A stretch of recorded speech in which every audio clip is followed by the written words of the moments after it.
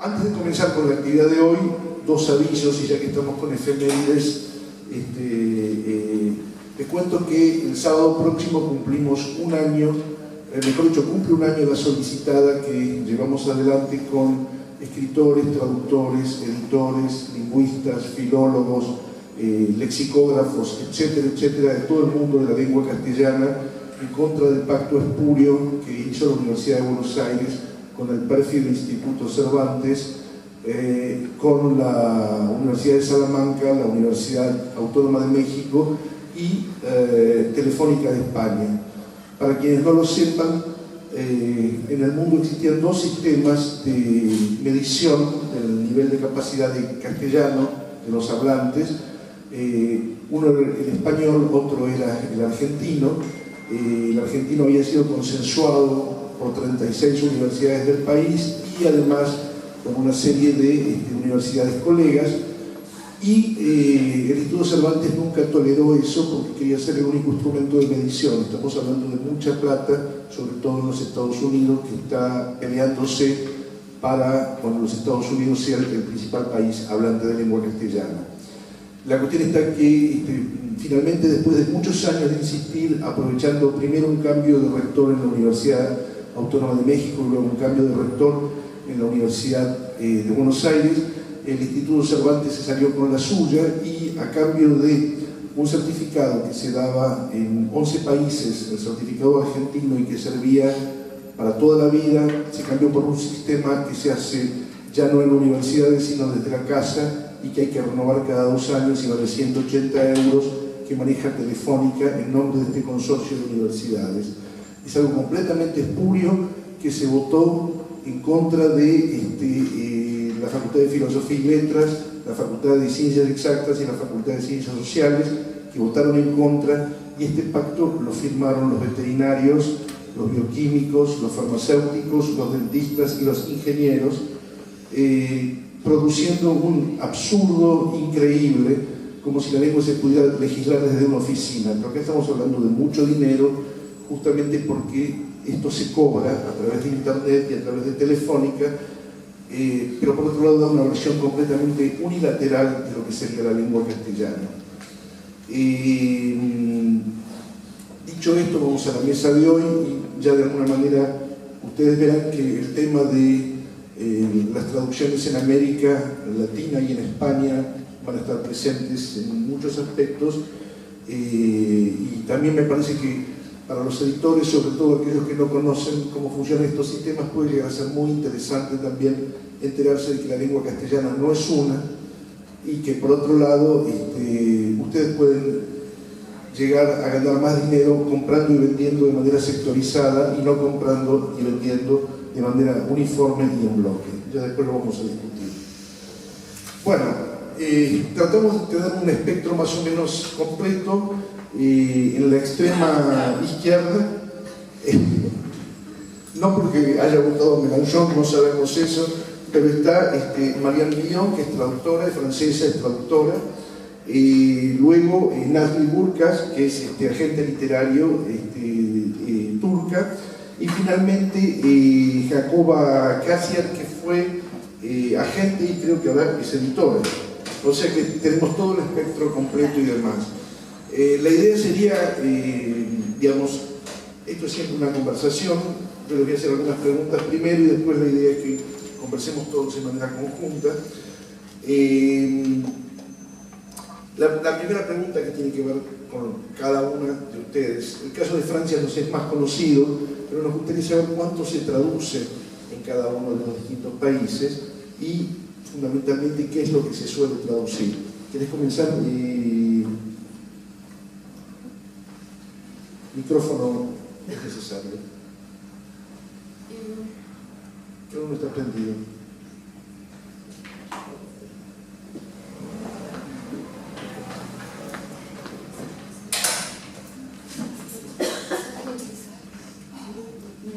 Ah, perfecto, sí. Listo, ningún problema. Sí. Sí, como agente literario, la situación en Turquía es, como agencia Kalem tenemos dos partes. Representamos literatura extranjera, ficción, no ficción y los libros infantiles y young adult también de todo el mundo. Porque creemos que en el mundo anglosajón, claro que hay muchas traducciones, en Turquía también, y es mucho más fácil encontrar traductores.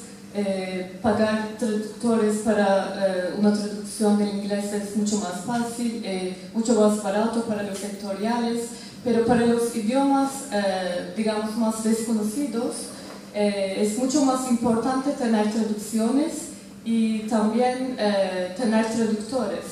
Y en nuestra agencia representamos traductores también, porque eso es muy importante. Aunque tengas los derechos de libros, autores, si no hay traductores, no significa nada. Por eso trabajar con traductores, presentarles derechos es muy importante. Y cuando vos mencionás esta cuestión, hay un dato que yo no tengo. ¿Existe algún instituto en Turquía para promover la traducción como existe en otros países del mundo? Sí, hay becas de traducciones para promover la literatura turca, que vendemos los derechos de autores turcos también, y hay una beca de traducción que da el gobierno turco a los editoriales extranjeros. Correcto. Sí. Y en tu caso, ¿qué pasa en los Países Bajos?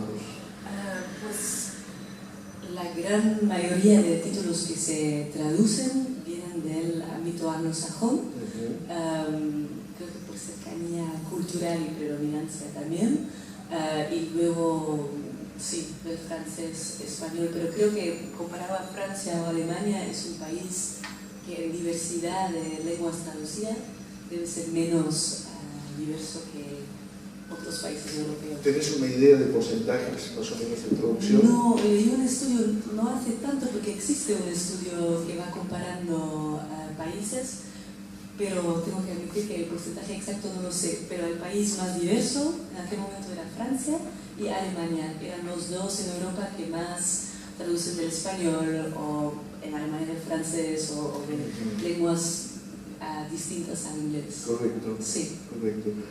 Bueno, por supuesto, sabemos que existe un instituto que promueve la literatura neerlandesa en líneas generales. Sí, y el Nederlands Letterenfonds son muy activos, me parece, y ellos dan subsidios a la traducción. Sí. Correcto. Sí. Sí, bueno, ahora les voy a poder aburrir un poco con unas cifras. En Francia el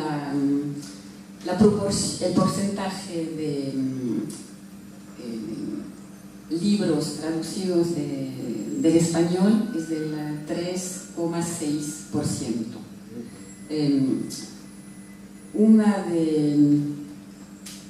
Un libro de cada 6 que se publica es una novela, y 1 de cada 3 es una traducción de todos los idiomas, ¿sí? Entonces, el español son 3,6%, la mayor parte de los libros que se traducen son del inglés, más o menos 60%, del Japón, luego viene el japonés, el 10%, luego del alemán 7,4%, del italiano 4,2% y del español pues 3,6%. Bueno, por supuesto, en Francia tiene el CNL, que normalmente se ocupa de una cantidad enorme de cosas. ¿Podrías...? Sí, el CNL es el Centro Nacional del Libro, depende del Ministerio de Cultura, y casi cada editor que tiene un proyecto, sea de literatura, ciencias humanas, novelas, poesía, revistas, también presenta un dossier y pide, bueno, hay varios tipos de ayudas para la publicación, para la traducción. Entonces, por ejemplo, yo durante 3 años estuve en la comisión de literatura juvenil, entonces por supuesto cada uno lee el proyecto y lo defiende o no, y entonces al final de la reunión dan la ayuda entera o parte de la ayuda, pero hasta Gallimard, es decir, la editorial más famosa, con más recursos, pide ayudas y no siempre las consigue, pero todos pueden pedir 3 veces al año.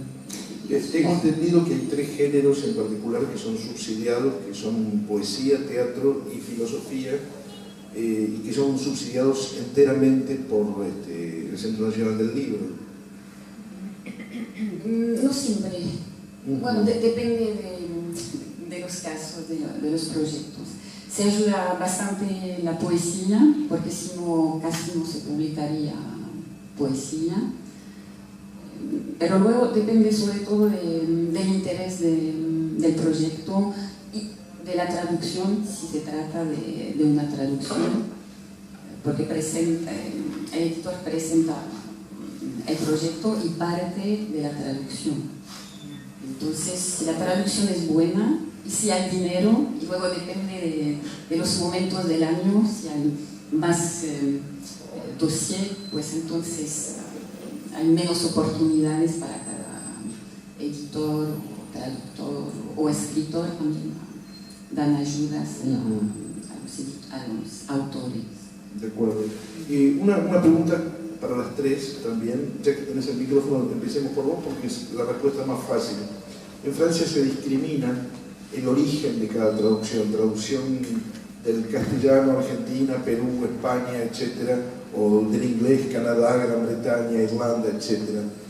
¿Hay alguna discriminación en sus países a propósito del origen de las traducciones, o el mundo de la lengua castellana es uno, el mundo de la lengua inglesa es otra, etcétera, etcétera? Discriminación, sí, en este sentido. No, lo que importa es la calidad del libro, de la traducción, de la revista, la seriedad del proyecto, el interés. Lo más importante, ¿sabes? El interés del proyecto y la calidad en sí mismo. De si va a ser interesante para publicar esto o lo otro para el público francés. Pero yo me refería a otra cosa, que en las tapas de los libros franceses está traducido a eso. Sí, siempre se indica, por ejemplo, traducido, lo digo en francés primero, traducido del español y entre paréntesis argentino, traducido del español, y siempre se indica si es de Cuba, México. Correcto. Siempre se indica porque es importante saberlo. ¿En Turquía y en los Países Bajos? Sí, traducir del idioma original es muy importante para la literatura alta, pero en Turquía no hay muchas traducciones para los títulos de no ficción. Los editoriales no quieren buscar traductores para los títulos de no ficción porque piensan que vale la pena traducir del idioma original para la literatura alta, solamente para la literatura, y ahora un poco más para la literatura infantil también, y hay más y más traducciones del idioma original. Creo que no he entendido todo bien la pregunta sobre la discriminación en Claro, sentido... no es un sentido negativo, discriminación en el sentido de poder distinguir de dónde proviene cada uno, de cuál es el origen de los libros, vale decir, si estos libros fueron originados en España, en Argentina, en México, a eso me refería. No, pues siendo muy sincera, pero creo que no se puede decir con voz alta aquí, ponemos traducido del castellano.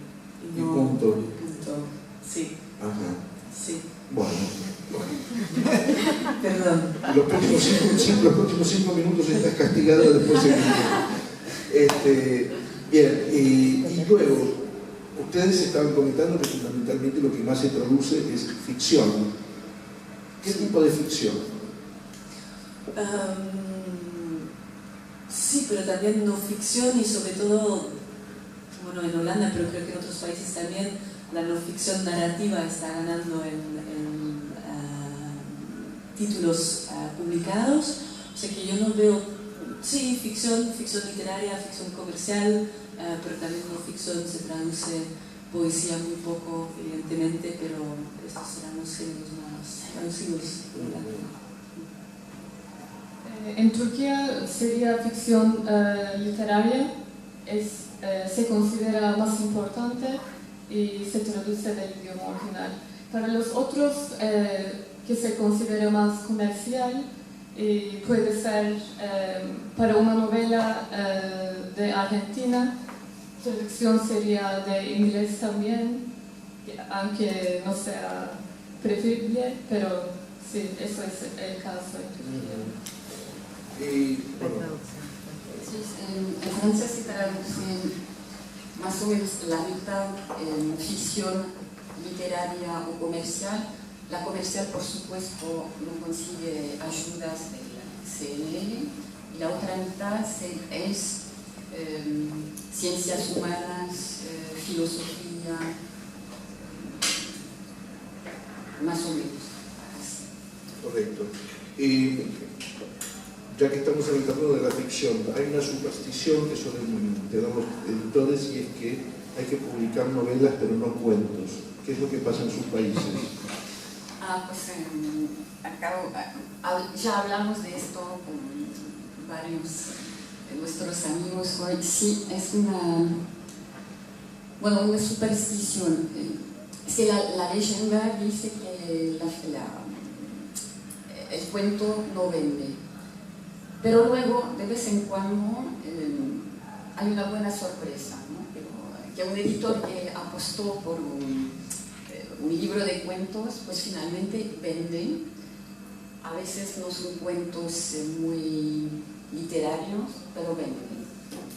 Y yo, por ejemplo, traduje hace varios años unos cuentos de un autor mexicano, Fabio Moralito, que lo publica Eterna Cadencia acá, y el editor francés es José Corti, y dijo, seguro que les propuse yo el libro, y dice, Marianne, seguro que no vamos a vender muchos cuentos, pero son buenos. Y entonces contratamos el libro y finalmente se vendió bastante bien. Y después publicaron la primera novela de Fabio. Porque muchas veces los editores, cuando les propongo cuentos, dicen, bueno, es interesante, pero preferimos esperar la novela. Y yo digo, pero para que el autor escriba novela, ¿por qué no empiezan por los cuentos, por publicarlos? Porque le va a dar, no sé, es un incentivo, un reconocimiento. También sucede muy a menudo que muy buenos cuentistas terminan arruinando su forma de escribir por la presión de los editores que quieren una novela y que ellos no tienen de pronto el germen de la novela como si tienen, por ejemplo, el impulso necesario para escribir cuentos. Sí, es verdad. Y yo a veces pienso que este autor es un cuentista, que ¿por qué le obligan para vender o a escribir novela? La novela no es que esté tan mal, que la haga tan mal, pero se nota que es más bien un cuentista. Entonces, en este sentido, es una pena. Esta leyenda de que nadie lee los cuentos, porque luego vivo en París y en el metro me fijo mucho en lo que lee la gente. Y muchas veces leen cuentos. ¿Por qué? Porque son libros pequeños, se leen rápido y luego son más baratos. Entonces, con la crisis, la gente a lo mejor va a comprar más poesía, ¿no? Puede ser también un incentivo. Que un libro, una novela muy pesada en el sentido de muchas páginas, tampoco la veo mucho en el metro. ¿Cómo es el caso de Turquía? También en Turquía se considera escribir cuentos es una forma de empezar a literatura, empezar a escribir, pero la siguiente sería escribir una novela, siempre lo espera. y no es así. Puede ser un autor solamente, puede escribir cuentos toda la vida y es bastante bien, pero en Turquía también eso es como Francia. Y además con la crisis, con los problemas económicos, y los cuentos no venden bastante, y Turquía tiene una población de 80 millones, bastante grande, pero los editoriales publican en general solo 1000 ejemplares y no pueden terminar estos 1000 ejemplares tampoco. Y para los cuentos todavía es mucho más difícil. Por este motivo, las novelas se consideran más vendidos, más bestsellers. Claro. Yo diría que en Holanda no es una leyenda que los cuentos se venden menos, es realmente así. No hay una tradición literaria de la literatura holandesa de escribir cuentos, y tampoco hay una costumbre lectora de leer cuentos. Y hay autores, por ejemplo, Elsa Osorio, que tuvo un éxito enorme con, bueno, sobre todo su primera novela, pero luego también, y luego los cuentos no venden para nada lo que venden en su novela. O nosotros sacamos hace poco los cuentos de Alan Johnson, no sé si aquí es un premio Pulitzer, que es muy exitoso en Holanda en su novela, pero aunque los cuentos sean muy buenos también, no llegan a los 2000 ejemplares, y es un autor ya consagrado, o sea que es una realidad. No es que creo que hay una mala voluntad del editor de no querer publicar cuentos, pero hay una realidad en el mercado. También, por ejemplo, Lucía Berlín, que son buenísimos sus cuentos, tuvo muchísima prensa, pero no las cifras de ventas no son lo que sería una novela. O sea, es una realidad, no es una leyenda, diría yo. En Holanda por lo menos. No, yo lo preguntaba, ustedes me imagino que en estos días van a estar hablando con una cantidad de editores argentinos y demás.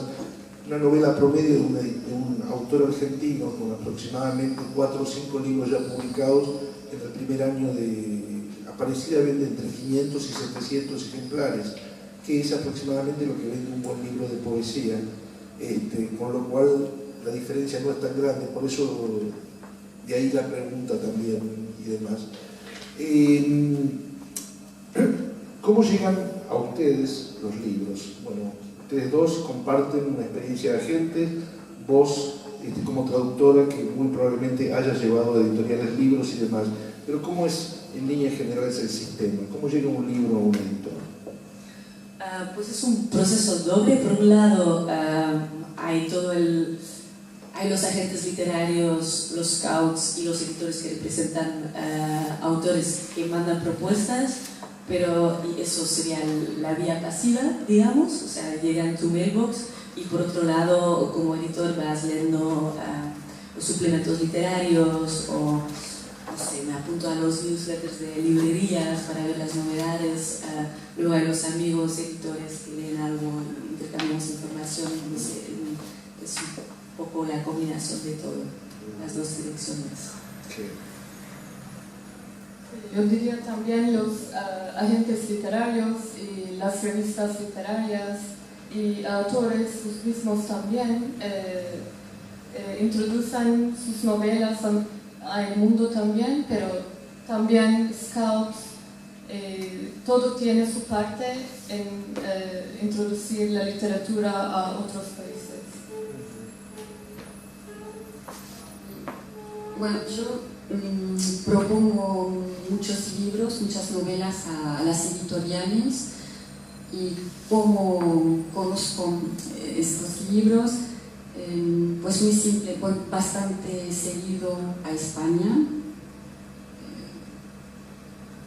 veo lo que hay en las librerías, y luego trabajo con varios agentes de Barcelona, de Balcells, hace mucho tiempo, Pontas, y entonces, como nos conocemos mucho, saben lo que puede o no interesarme, así que me mandan los libros, y luego si me interesan, pues claro, los propongo a las editoriales, o veo un libro mencionado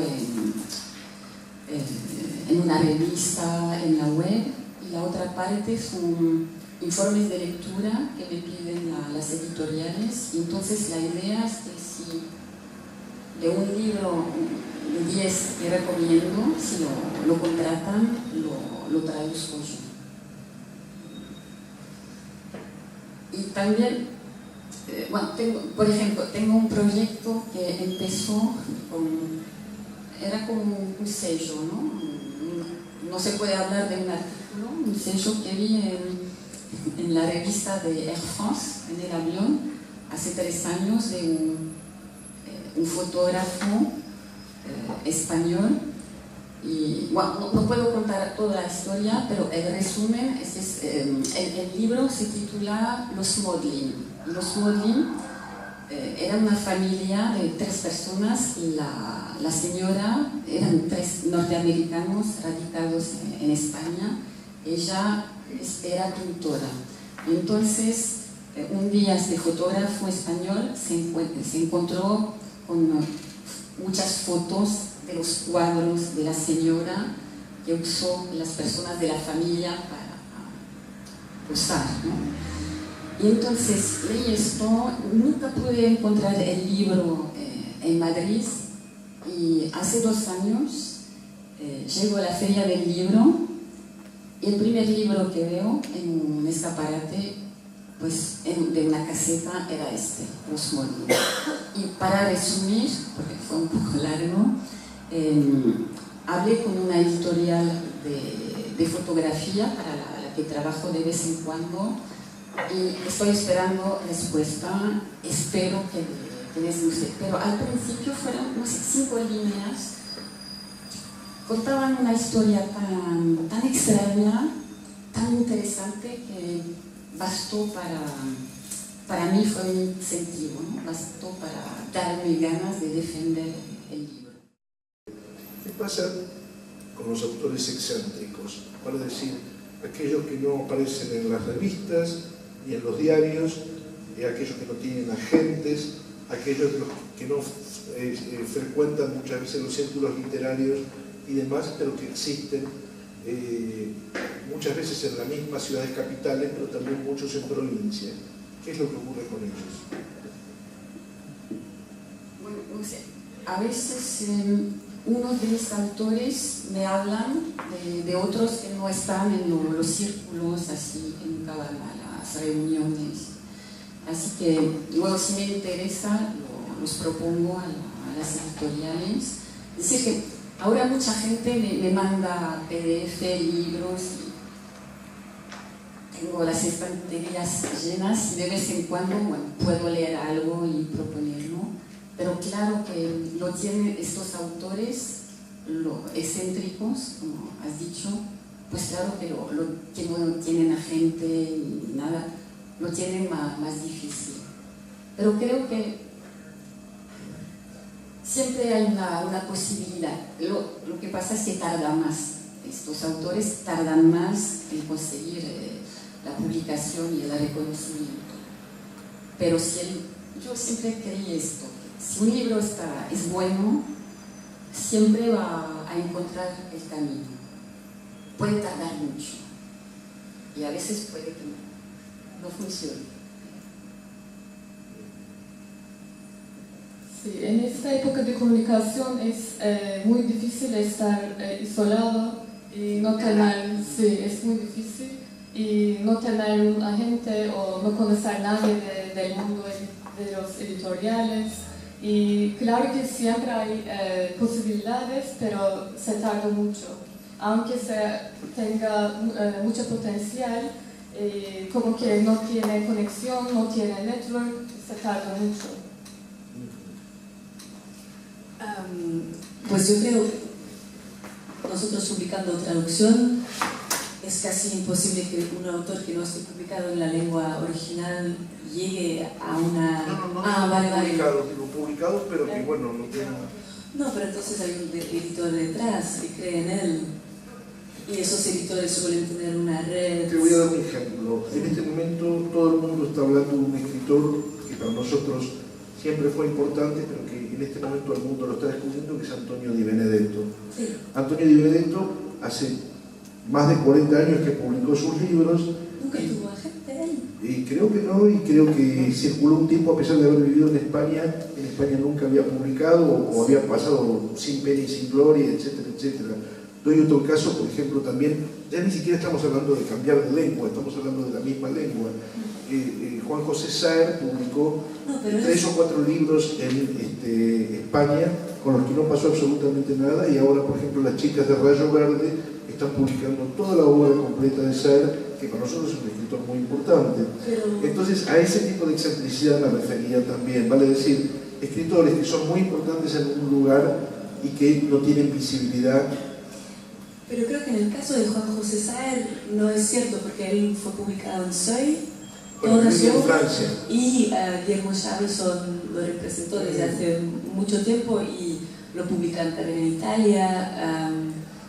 No creo que sea su caso, porque he trabajado para Guillermo Charlson, en su caso no lo veo como excéntrico. Lo que sí es verdad es que hay algo muy azaroso en la publicación de algunos autores. Bueno, es el caso de Barón Lisa también, ¿no? Que ahora está encontrando su camino en las traducciones y no durante mucho tiempo.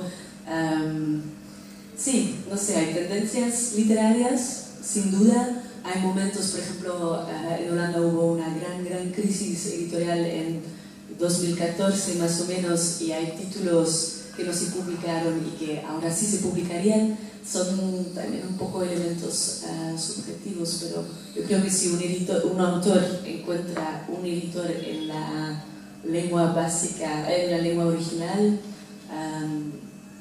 sí, un agente es más activo que el otro, no sé, pero creo que se acaba encontrando un camino, quiero creerlo, por lo menos. Bueno, tengo una última pregunta antes de pasar la palabra a que pregunta el público, y tiene que ver justamente con algo bien específico de la traducción. Ahí es donde vos más fácil la vas a tener, que es, primero, cuáles son los derechos que tienen los traductores en cada uno de los países, y luego cuánto ganan los traductores en términos bien concretos. Estamos hablando, pueden ser euros o dólares, no importa, pero queremos cifras, y si es posible sangre. Bueno, a ver, el porcentaje de derechos que cobramos los traductores es un abanico así, va del 1% al 6%. Hablo de los derechos en papel, ¿no? De la edición en papel, pero hay que saber que si vende mucho el libro, cobramos sobre todo sobre la edición de bolsillo. La edición de bolsillo significa que cobramos la mitad del porcentaje. Por ejemplo, si firmas y a veces no tienes más opción, el 1%, pues vas a cobrar el 0,5%. A mí me pasó una vez en la vida, hasta la fecha, cobrar, era una novela de Lucía Echevarría, una novela española que vendió mucho, pero edición de bolsillo, clubes de lector, y cobré el 0,5 porque era uno de mis primeros contratos y firmé con 1%. Y al revés, con José Corti me dan 6% por ser editor perfecto, ¿no? Pero nunca me pasó cobrar derechos porque la tirada no pasa de los 3.000 ejemplares. Y una vez hubo una segunda tirada de una novela de José Luis San Pedro, pero en total fueron 2 veces 3.000 ejemplares, así que no cobré nada. Y donde más cobramos, y de eso vivimos, es cuando trabajamos, es decir, que nos pagan por página traducida, es decir, en francés, página de 1500 signos, porque sé que acá en en Argentina Lo pensé. una página es mucho más larga, 2100. Entonces, cobramos entre,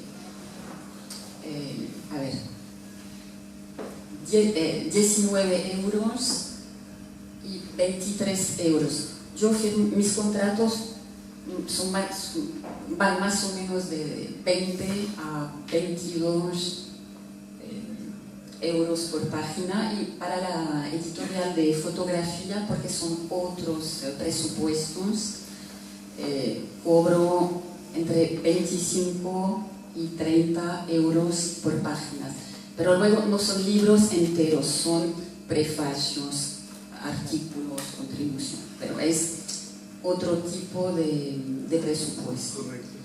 Y entonces, desde hace 2 o 3 años, cada verano, porque siempre pasa en verano, unas editoriales me mandan cheques de derechos, pero no se lo van a creer. Este verano cobré cheques de 0,30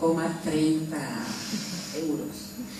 Y significa que a lo mejor dentro de 20 años cobraré más, ¿no? Pero por eso lo importante es negociar un buen precio por página, porque de derechos nunca se sabe si se va a vender el libro. Pero consideramos que en Francia no lo tenemos tan mal como en otros países. Se puede vivir de la traducción, a pesar de la crisis que mencionaste, porque también nos afectó a nosotros en el 15 y el 16 casi no firmé nada, ¿no? Porque las editoriales no contrataban libros. En los contratos de autores en Turquía, el mínimo porcentaje sería 8, que es muy poco, y el máximo sería 25 para un autor bestseller muy importante. Y hay algo muy raro que traducir un libro y escribir un libro sería igual en muchos casos. Tendrías el mismo dinero traduciendo un libro o escribiendo un libro. Por eso traductores no pueden sobrevivir solamente traduciendo y sin hacer un trabajo extra. Y es lo mismo para los autores también. En Turquía solamente hay 5% de autores que puedan sobrevivir solamente escribiendo. Pues en Holanda hay 2 tipos de contratos. Hay un contrato de traducción para los libros comerciales y uno para los libros literarios. Para los libros literarios se paga 6,5 euros por 100 palabras.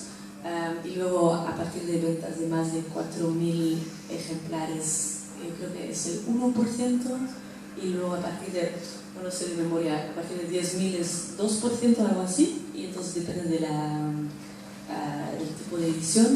Y los libros comerciales son 5,5 euros por 100 palabras. Sí, pero es fijo. No depende de la lengua, es para todos, porque hay una organización de traductores muy fuerte, entonces ni siquiera negociamos los contratos, es el contrato estándar y siempre trabajamos según esas condiciones y se revisa cada tantos años. Dijiste una cosa, les mentí, voy a hacer una pregunta más. Dijiste una cosa que me llamó la atención. ¿De qué manera están agrupados los traductores? ¿Existen asociaciones de traductores? ¿Existen cláusulas dentro de las asociaciones de escritores que contemplan a los traductores? ¿Cómo es en cada uno de los países la organización? Hay no sé cómo se dice, sí, la organización de los traductores, hay solo una, y ahí están todos los traductores forman parte de ese gremio y las condiciones se negocian con ese gremio, pero no con un traductor individual. En principio no, en principio es lo que se pide también, esas condiciones estándares. Cuando vos decís que están todos los traductores, te referís traductores literarios, intérpretes, traductores públicos o solamente traductores literarios? Literarios, perdón, sí, literarios, sí, literarios. Sí, los otros me imagino que van de otra manera, pero la verdad es que no sé, pero los literarios sí que están agrupados. De acuerdo. En Turquía, para los traductores literarios sí que hay una organización que defina algunos estándares para poder estar pagado de los editoriales, pero para los autores no es tan organizado todavía, solo para los traductores ahora. Sí. En Francia no hay sindicato de traductor.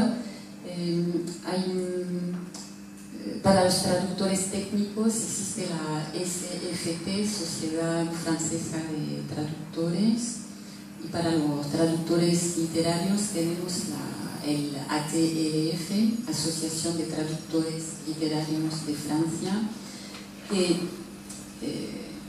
negoció hace poco, hace como 2 años, en la época se dice los nuevos contratos, papel y edición digital, lo negoció el ATLF con el CNL. Pero luego cada editor se inspira, digamos, de este contrato base, pero luego tiene sus cosas, y bueno, que son más o menos las mismas, pero luego cada traductor puede o no negociar el precio o los por ejemplo, si quieren un texto muy rápido, pues se puede aumentar la tarifa básica, pero sí, en resumen existe el contrato tipo y luego se adapta, se puede adaptar o no. Pero ahora cuando firmo un contrato son casi más de 20 páginas, porque hay muchas cláusulas. Y la edición digital es un contrato aparte. Es una cosa muy completa. Bueno, ahora es el momento donde todos ustedes van a durar durante 5 minutos y si nadie habla voy a empezar a designar voluntarios. La idea sería en todo caso, desde el punto de vista de los editores, si alguien puede completar viniendo de algún otro lugar el panorama que nos presentaron ellas, o desde el punto de vista del público en general, cualquier pregunta que se quiera hacer sobre cómo funcionan estas cosas.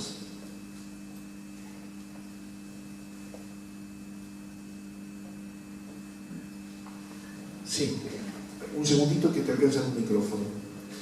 Normalmente, como se está grabando todo y después esto se proyecta, esperen a recibir el micrófono para preguntar. Normalmente el gabinete presidencial suele ver estas reuniones y si no se pierden tu pregunta.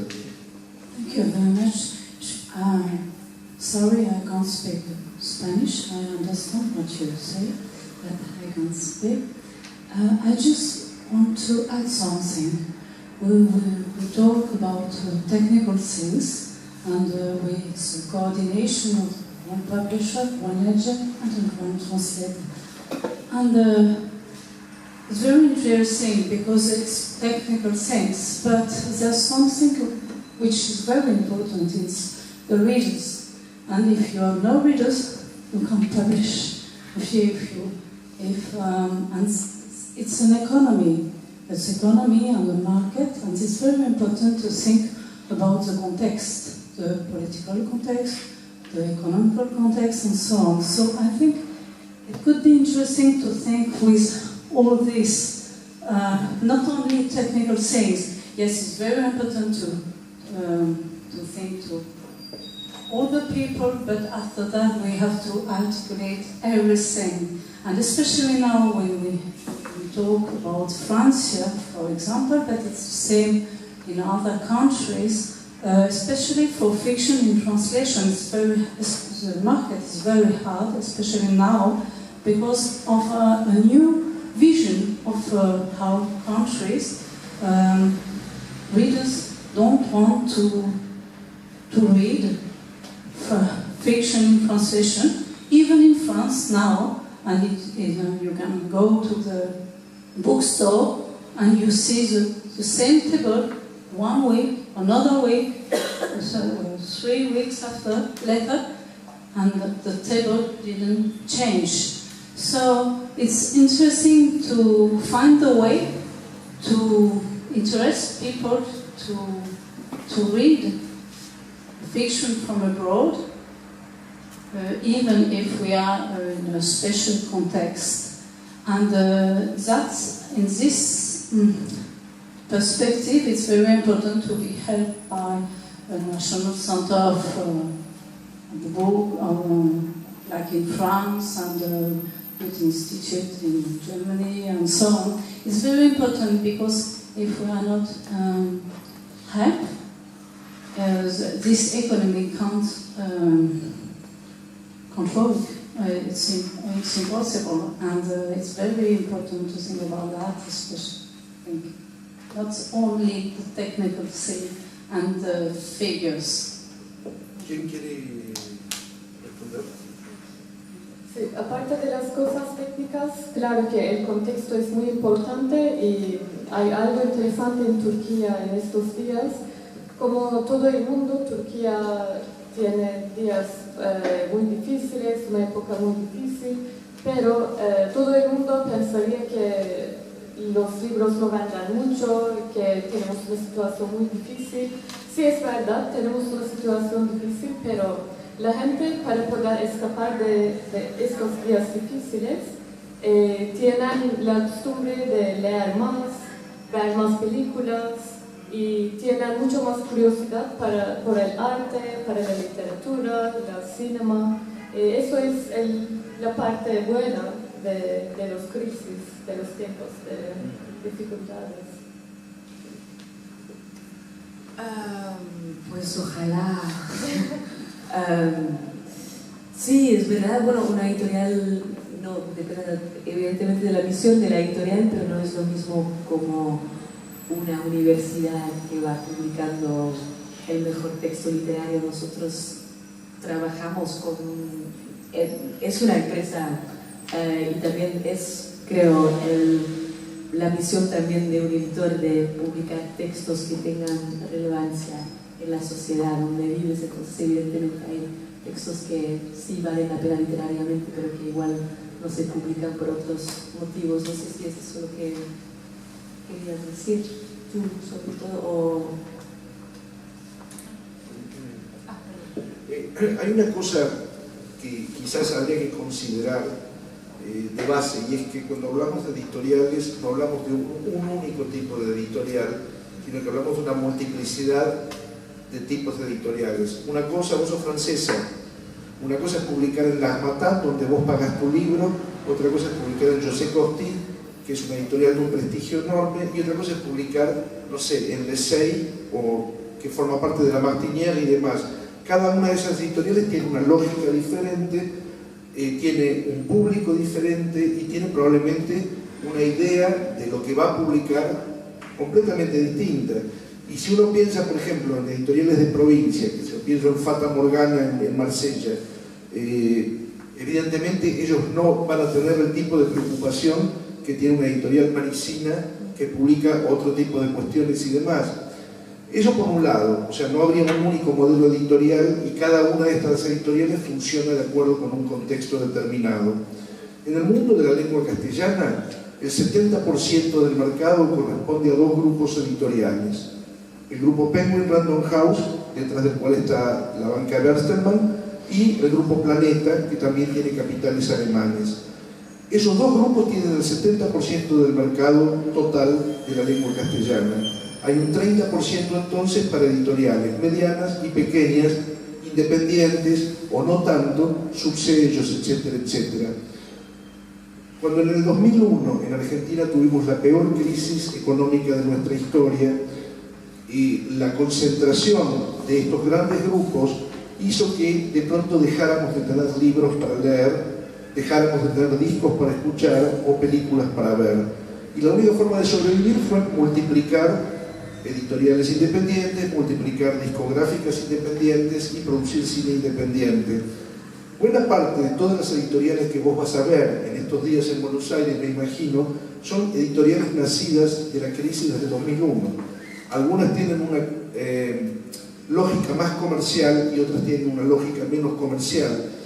Por eso se vuelve muy difícil, me parece a mí, generalizar y pensar un único modelo editorial en relación con un contexto determinado. No sé si me explico. In France it's the same. The group are very important, and in the group and the big publisher now think about how to push literature and literature in translation. And I think the job is different year after year. And the independent publisher are discovering the books, and they work differently, so they take a risk of publishing a book of another and following an author for many years and so on. And so you have different things, and I think it's not an economical problems. The problems is the life of the books on the table. You need a lot of time to discover an author. You know, it's a story of many years, many centuries. You know that some author have to publish books after books, and maybe it will be when they die. So it takes time, and the distributor and the bookstore and every people ask us to go quickly. So there's a lot of problems, and it's the same in every country. After that, the context is different because of the story of the country. For France, it's about terrorism. After that, about because of president's election and so on. And it's a special show. So every people are not interested in books at one time, and after that in another countries another things. But it's we have some different way of thinking about literature because of the context. But the job has changed, I think, since 10 years. It's different, and it's the same in a lot of countries. I don't know exactly here because I don't know. Un tema que a mí me parece que es interesante para debatir, sobre todo para ustedes en estos días, lo digo por la experiencia de recibir editores y traductores extranjeros a lo largo de todos estos años, es precisamente en qué consiste el trabajo del editor, porque en muchas oportunidades editar un libro, publicar un disco, etcétera, etcétera, antes era un modo de vida. Ahora se supone que es un negocio, y la lógica del negocio no necesariamente funciona tan bien dentro de lo que sería en el mundo editorial, justamente cuando todo nos está diciendo que no vale la pena leer. Entonces, quizás pensar que el mundo de la edición es más un negocio que una forma de vivir, haciendo un trabajo noble que a uno le gusta, etcétera, etcétera, es parte del problema.